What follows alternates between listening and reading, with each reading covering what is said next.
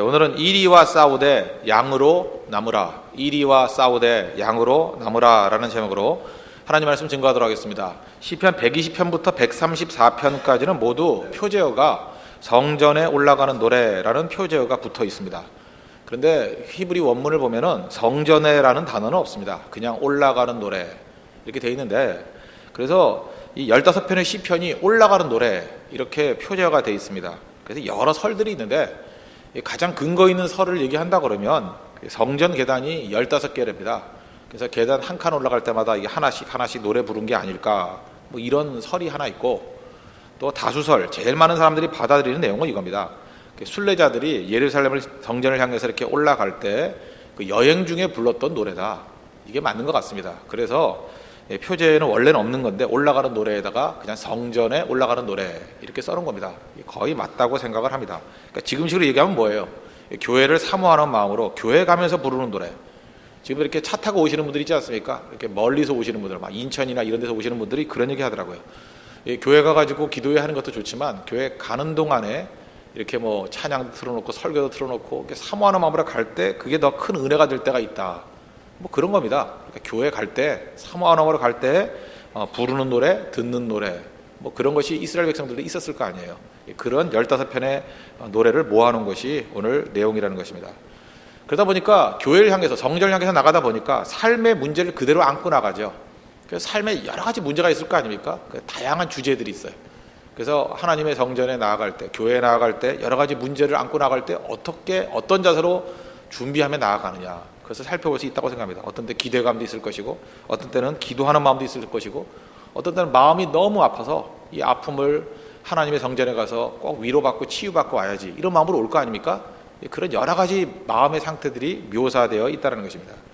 오늘 첫 번째인데 120편의 주제는 뭐냐면 거짓말로 공격하는 사람들로부터 나를 구원해 주십시오, 이런 거라는 거예요. 이때의 문제는 뭐냐면 그냥 많은 사람들이 거짓말하면서 나를 막 공격한다는 것입니다. 여기서 거짓말이라는 것은 단순한 거짓말이라기보다는 10계명 가운데 9번째 계명의 거짓 증거에 가까운 얘기입니다. 출애굽기 20장 16절을 보니까 내 이웃에 대하여 거짓 증거하지 말라. 이 거짓 증거가 무엇입니까? 명성에 손상을 입히는 말을 일부러 하는 거예요. 또 나쁘게 평가하고자 하는 그 속임수, 중상모략, 이런 게 거짓 증거입니다. 그러니까 이 거짓 증거가 되기 위해서 필요한 조건은 뭐냐 하면은 속임수를 쓰기 위한 계획적인 노력이 있어야 돼요. 그냥 즉흥적으로 하는 게 아니고 자기가 계획적인 노력이 있는 거예요. 그리고 의도적인 겁니다. 우발적인 게 아니에요. 이런 걸 통해서 막 공격을 할 때가 있다는 것입니다. 그때에 2절 보십시오. 여호와여 거짓된 입술과 속이는 혀에서 내 생명을 건져 주소서. 대개 이런 일들을 하는 사람들 보면은 이게 악한 마귀의 힘을 의지할 때가 많습니다. 그래서 여러분 사탄적인 힘이 있다는 거 믿으십니까? 사탄적인 열심이 있다는 거 믿으십니까? 보통 때는 별로 열심도 없어요. 그런데 남 중상모략할 때는 잠도 없고 지치지도 않고 그냥 이렇게 사탄적인 힘을 가지고 하는 사람들이 있습니다. 그래서 어떤 목사님이 제가 설교 중에 하는 얘기 참 재밌게 들은 적이 있어요. 뭐라 그러냐면 마귀는 결코 낙심하지 않는다 그러더라고요. 참 마음에 와닿아요. 되게 선한 사람은 낙심을 잘하는데, 크리스찬들은 낙심을 잘하는데 마귀는 결코 낙심하지 않는데. 근데 잘 보니까 그런 것 같아요. 우리 주변에도 보면 좀 악한 일을 하는 사람들 보면은요, 되게 기질적으로 좀 악한 사람들 있지 않습니까? 웬만한 일에 낙심 안 해요. 사탄적인 힘의 특징이 그거예요. 낙심이 없다라는 거예요. 여러분 직장에서나 공동체에서 계속해서 말로 공격하고 여러분 넘어뜨리는 사람이 있지 않습니까? 뭐 어떤 때 동네 아줌마일 수도 있고, 아니면 직장 동료일 수도 있고, 상관일 수도 있고, 뭐 부하 직원일 수도 있고, 하여튼 계속해서 나를 하여튼 못 살게 구는 사람이 있습니다. 그때에 이런 기도해야 된다는 거예요. 그럴 때 우리가 피하고 싶죠. 근데 피할 수도 없는 겁니다. 왜? 한동안은 같이 있어야 되니까. 오늘 5절 보십시오. 메색에 머물며 계달의 장막 중에 머무는 것이 내게 화로다. 이 메색이라는 것은 어느 곳이냐면 창세기 10장 2절에 보니까 그 노아의 아들 가운데 야벳이라고 있죠. 야벳의 아들 가운데 메색이 있습니다. 이 사람이 움직인 장소를 보니까 그 팔레스타인 북쪽입니다. 지금 터키 쪽. 그쪽에 살고 있는, 산지에 살고 있는 험한 민족이에요. 그 다음에 또 게달 그랬는데 창세기 25장 13절 보니까 이스마엘의 아들 가운데 게달이 있는데 이 아라비아 반도 쪽으로 내려갔습니다. 그러니까 사막 쪽에 있는, 북쪽 사막에 있는 민족. 그래서 게달의 장막, 유명한 겁니다. 이 게달이 이게 장막 치고 사는 사람들이에요. 지금 같으면 베르베르족이라 그러죠. 이런 사람들이라는 겁니다. 이게 이스라엘 백성들에게 있어서 이 메색이라든지 게달이라든지 무슨 이미지냐면은 내가 살고 있는 것으로부터 가장 멀리 떨어진 외로운 곳이에요. 외롭고 낯설고 생소한 것. 그러니까 우리 같으면 뭐 축구 선수들이 축구를 할 때 어디 가서 축구하는 게 제일 힘들까요? 뭐 저기 뭐 바레인에 있는 뭐 사막 한복판에서 축구를 한다. 막 열광적으로 막 뭐 소리 질러대면서 응원하는 그런 데 가서 축구 시합을 한다 그러면 힘들잖아요. 그죠? 홈 경기가 아니라 어웨이 경기니까. 제 심정이 그런 거예요. 내가 전혀 생소하고 낯설고 그런 곳에 피할 수도 없는데 그런 곳에 내가 계속 머물러야 된다는 것입니다. 근데 거기서 어떤 일이 벌어지냐? 이 마귀적인 특성이 뭐예요? 자꾸만 이간하고 화평을 깬다는 거예요. 공격한다는 거예요. 전쟁하게 만든다는 거예요. 싸우게 만든다는 거예요. 7절 보십시오. 나는 화평을 원할지라도 내가 말할 때 그들은 싸우려 하는도다.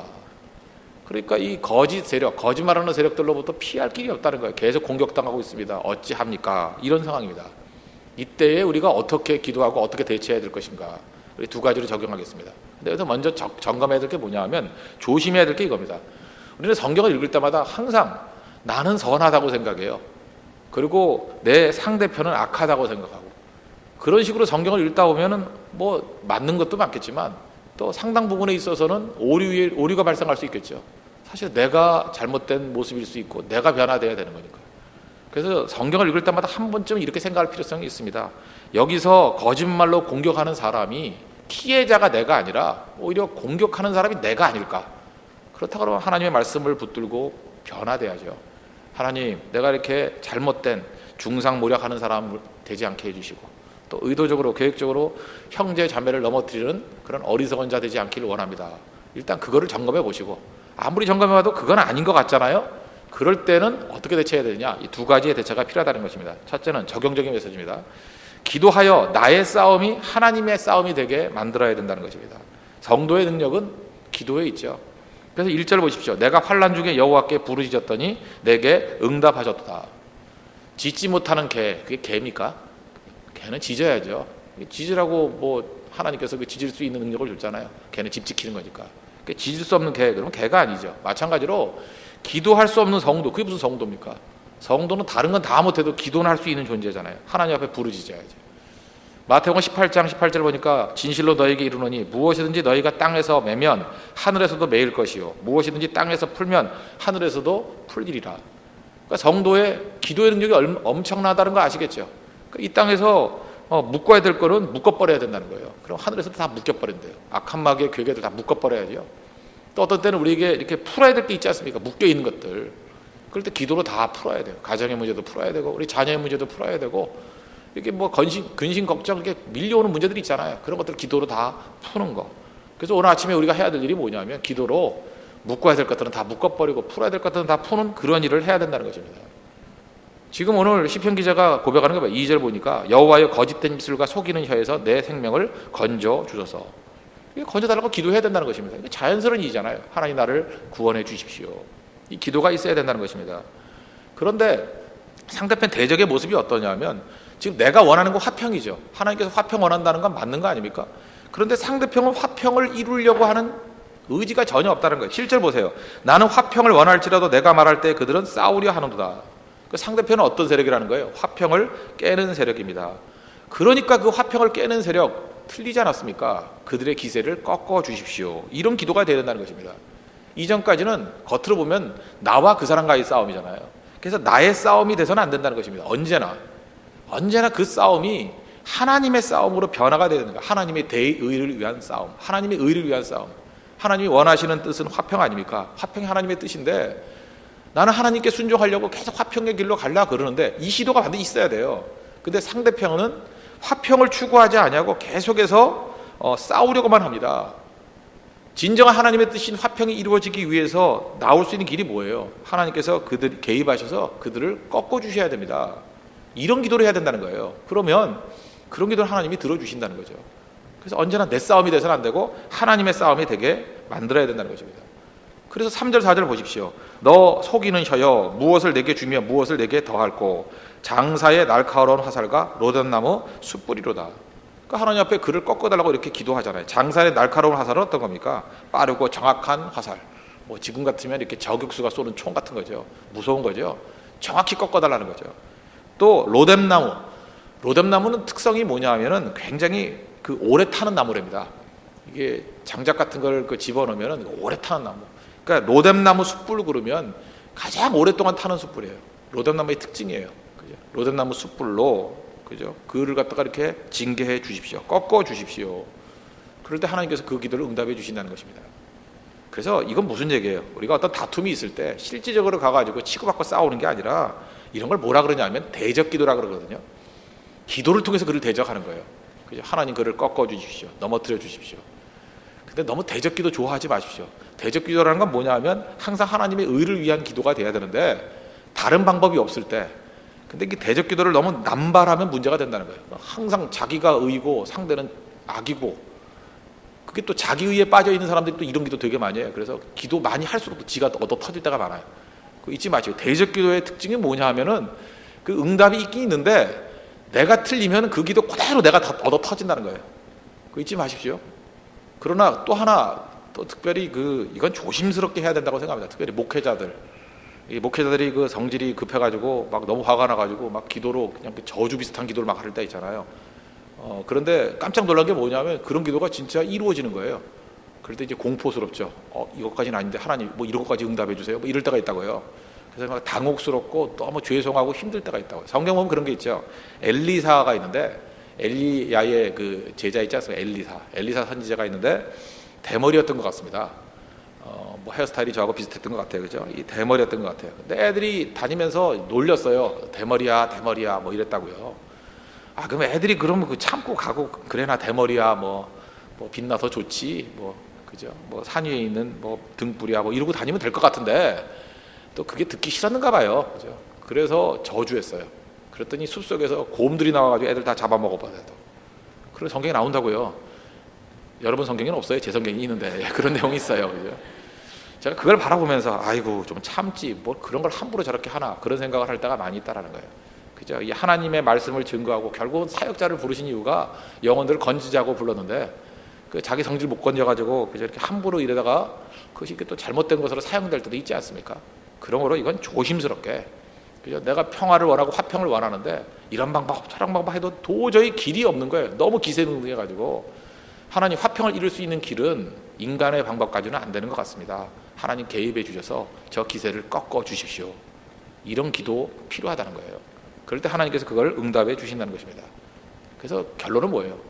이런 화평이 목표인데 화평을 이룰 수 있는 길이 하나님의 개입에 없으면은 나의 싸움이 아니라 하나님의 싸움으로 만들어서 기도를 통해서 하나님께서 원하시는 화평을 이루는 그걸로 나가야 된다는 것입니다.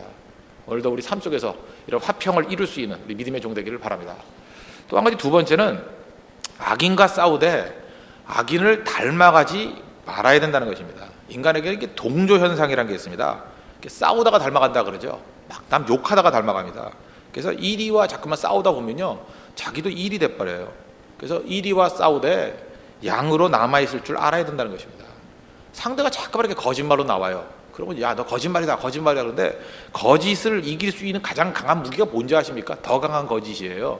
그러니까 상대가 거짓말로 나오면 너도 한번 당해봐 해가지고 저 머리 좋은 사람은요 더한 거짓말을 가지고 한 방에 날려버릴 수 있어요. 거짓을 거짓으로 막는 거 그거 아니라는 거예요. 그럼 뭐 달라질 게 뭐 있습니까? 나중에 다 똑같은 존재 돼버린 거죠. 악으로 다가오잖아요. 우리 인간에게는 악의 속성이 있습니다. 그래서 좀 머리 좀 도는 사람들이냐, 상대가 악으로 나오면 야 너는 그 정도 악이냐? 내가 상상하고 내가 발명한 악은 더한 것이 있는데 너 한번 당해볼래? 그러니까 상대도 똑같이 악으로 당하고 싶을 때가 있어요. 그래서 악을 악으로 대응할 때가 있다고요. 더 큰 악으로. 그런 마음이 우리 가운데 다 있다니까요. 그러면 지는 거라는 것입니다. 절대 그런 모습으로 나가면 안 되죠. 그래서 우리에게 중요한 건 뭐예요? 거짓을 거짓으로 대응하면 안 되고 악을 악으로 대응하면 절대로 안 된다는 것입니다. 여기에 관한 지침이 로마서 12장에 정확히 나온 것 같아요. 사도 바울이 이렇게 묘사해요. 17절 이하에 아무에게도 악을 악으로 갚지 말고 모든 사람 앞에서 선한 일을 도모하며. 악은 악으로 하는 거 아닙니다. 오히려 선한 일을 도모하는 것이고, 할 수 있거든 너희로서는 모든 사람과 더불어 화목하라. 하나님의 뜻은 화평이니까 화목하라. 내 사랑하는 자들아 너희가 친히 원수를 갚지 말고 하나님의 진노하심에 맡기라. 기록되었으되 원수 갚는 것이 내게 있으니 내가 갚으리라고 주께서 말씀하시니라. 그러니까 하나님이 제일 싫어하는 게 뭐냐면 원수를 우리가 친히 갚는 거예요. 하나님이 기분 나빠해요.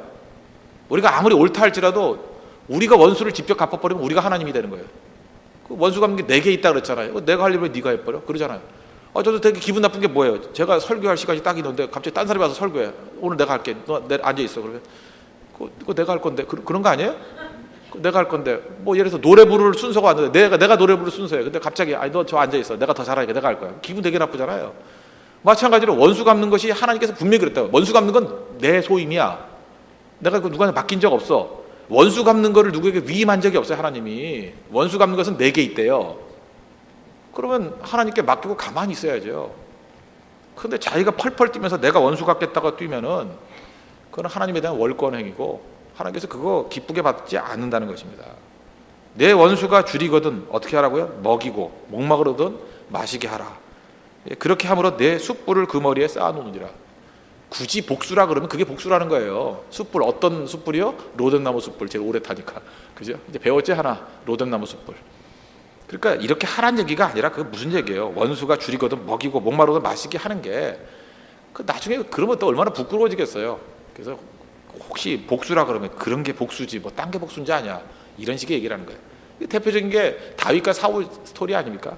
사울은 다윗을 죽이려고 그랬지만 계속해서 그를 살려주고 원수를 살려주고 하다 보니까 시간이 가면 갈수록 다윗은 점점 우아해지고 사울은 점점 초라해지잖아요. 사실 뭐 지금도 성경 읽을 때마다 느끼는 게 뭐예요? 아유 사울 왕이 뭐 이 꼴이 뭐야 그런 거잖아요. 그런데 그 당하면서도 계속 다윗은 하나님의 백성으로서의 간증과 왕으로서의 품위를 잃지 않잖아요. 우리 그런 모습 가져야 된다는 것입니다. 선으로 악을 이길 줄 알아야 된다는 거예요. 그러므로 우리는 어떻게 되느냐? 우리 옛날에 제가 접근의 힘이다 뭐 그런 내용을 가지고 설교를 했던 적이 있어요. 이 고난이 오고 악인이 다가오잖아요.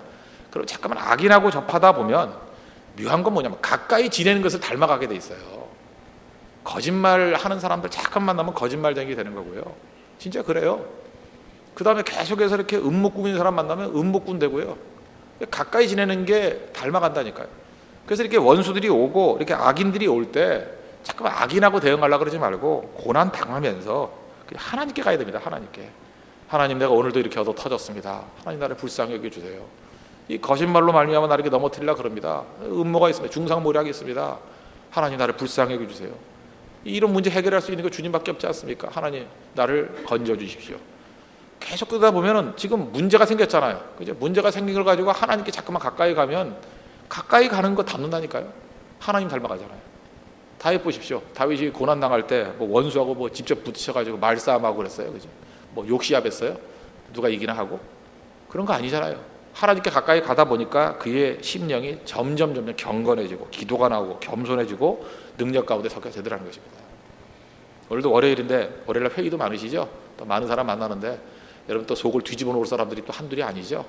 그죠? 그런 사람 만날 때마다 이 오늘 말씀 그대로 인정하시면서 할 수 있으면 화평하는 곳에 초점을 맞추십시오.